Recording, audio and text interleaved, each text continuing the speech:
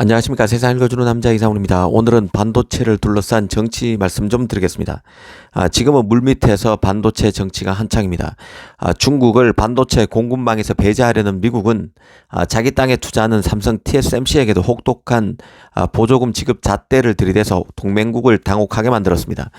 그런가 하면 얼마 전인 지난 13일 끝난 중국 최대 정치 행사인 양해에서는 시진핑이 집권 3기 진용을 갖췄습니다. 시진핑은 양안 관계의 평화로운 발전을 강조했지만 어김없이 조국 통일을 흔들림 없이 추진하겠다고 했습니다. 만약 전쟁이 일어난다면 우크라이나 다음은 대만일 가능성이 제일 높다는 점은 알만한 사람은 다 아는 내용이죠. 미국 등 서방 정보기관은 시진핑의 대만 침공 의제에는 변함이 없다면서 그 시점을 앞으로 2년 이내 혹은 세 번째 임기 마지막 해인 2027년 등으로 추측하고 있습니다. 사실 반도체 얘기를 하면서 왜 정치 얘기를 하느냐고 묻는다면 하수 중에 하수죠. 이미 반도체는 국가 전략 자산이 됐습니다. 정치와 빼놓을 수 없는 산업이 됐다는 뜻입니다. 일전에 미국 육군 대학원의 파라미터라는 잡지에 실렸던 한 칼럼을 소개해 드린 적이 있습니다. 이 글에는 정치와 경제가 남마처럼 얽힌 현재 글로벌 반도체 구도에서 삼성과 TSMC 간의 역학관계가 적나라하게 묘사되어 있습니다.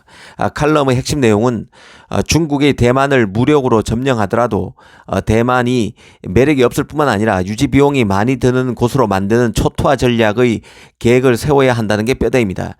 이 구체적으로 말하면 초토화 전략의 핵심은 실제 전쟁이 발발해서 중국이 대만을 먹는다면 세계 최고 파운드리인 TSMC를 파괴하고 나와야 한다는 것이 핵심입니다.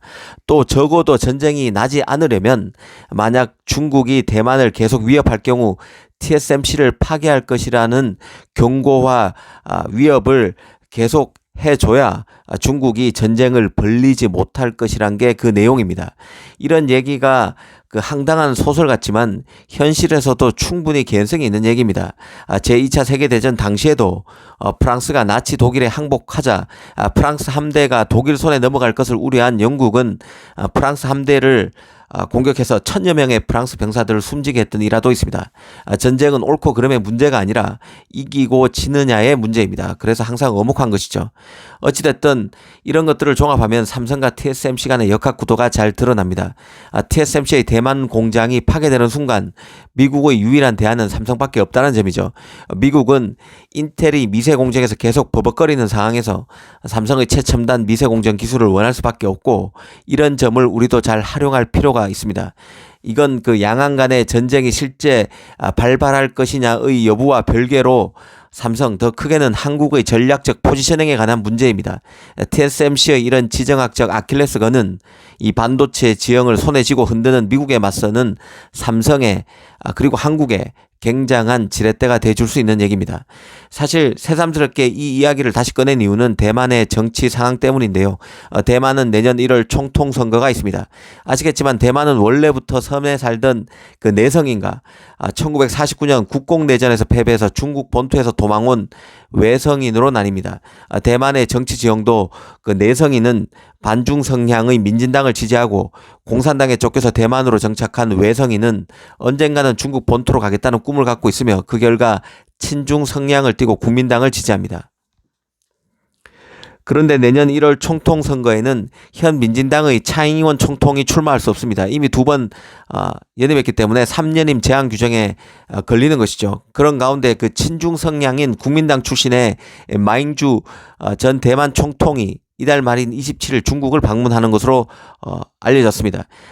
이 같은 방문은 국공내전에서 패한 장제스가 이끄는 국민당이 대만으로 도망간 이후 전현직 대만 총통을 통틀어서 대만 지도자가 중국 본토를 방문하는 것은 처음입니다.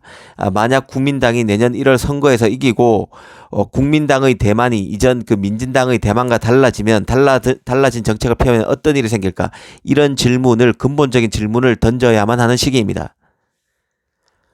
이번 마잉주의 방중은 시진핑이 내년 1월 대만 총통선거를 앞두고 대만의 친중 정권이 들어서게 하겠다는 의지를 보인 것으로 봅니다. 이 차잉원은 미국, 마잉주는 중국이기 때문에 중국에 더 가까운 성향이기 때문에 대만 총통 선거가 미중 대리전 양산을 띨 수밖에 없습니다. 만약 내년 초 선거에서 국민당이 이긴다고 한번 가정해 보겠습니다. 이렇게 되면 앞으로 중국의 반도체 고립 작전에도 누수가 많아질 가능성이 큽니다. 국민당은 기본적으로 친중 성향이 강합니다. 물론 미국엔 호의적이지만 그렇다고 같은 뿌리인 중국을 미워하지 않는다는 뜻입니다. 야누수적 면모가 있다는 것이죠. 대만 반도체를 더 파고 보면 대만의 반도체 거인들은 모두 외성인 중국 본토 출신입니다. 중국 본토에서 태어나서 시대의 경량을 맞아서 대만으로 왔다는 뜻입니다. 당장 그 TSMC 창업자 장중모를 한번 보겠습니다. 장중모의 고향은 중국 저장성 닝보시입니다. 부친이 닝보시 재무 담당 관리였죠.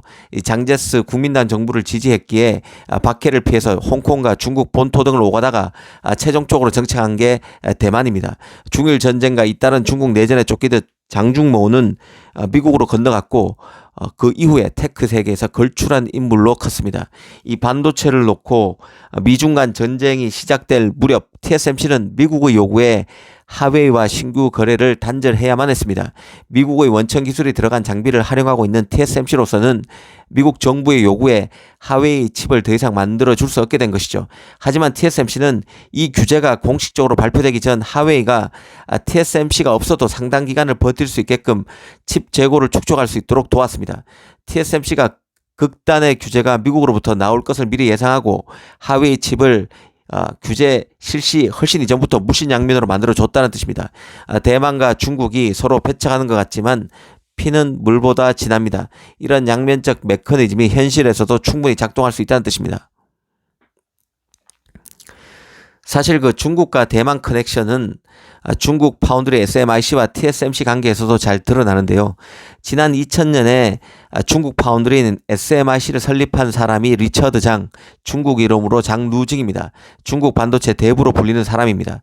이 SMIC 창업자 장루징은 바로 TSMC 창업자이자 명예회장인 장중모와 함께 미국 텍사스 인스트루먼트에서 함께 일했던 사람입니다.